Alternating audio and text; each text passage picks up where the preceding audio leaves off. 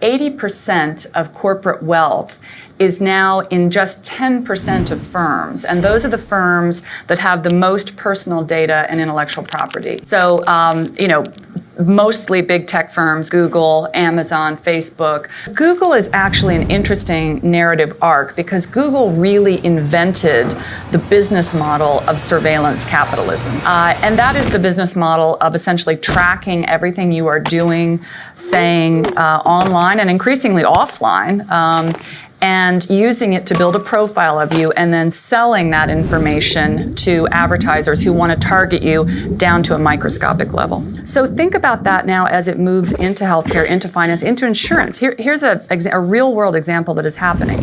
Insurance companies are now putting sensors in some countries, in some markets where this is legal, sensors in people's cars or homes. So let's say I'm now driving with my child in the back and I don't stop quickly enough at a stoplight. That will be tallied. I might get a black mark on my insurance.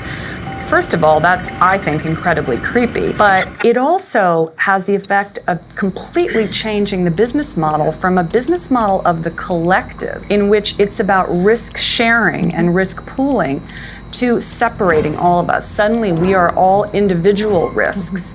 And perhaps you and I can be insured, but perhaps there's a pool of uninsurable people over here. It creates this real tier system, within society where there can be people who are completely disenfranchised.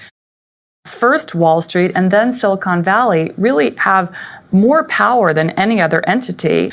I see so many similarities between the way that Wall Street had both monetary capture of politics, but also cognitive capture of politics before the financial crisis and to a certain extent after, and the way big tech has captured the debate now.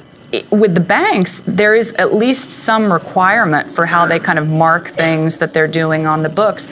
With tech firms, you don't have any of that. So it's really, really a very opaque system. We're not doing transactions in dollars or in sterling. We're doing transactions in data. Yeah. And that is a barter transaction. It's a very opaque transaction. So if you think about what Adam Smith would have said you needed for a properly functioning market, you need equal access to information.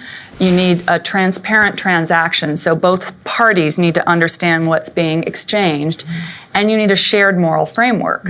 Now, you can argue that in the era of big data, none of those things are in effect. Think about the most opaque transaction in the financial crisis, the derivatives, weapons of mass financial destruction, and the kinds of transactions that we are doing on an hourly basis now are just as opaque, if not more so.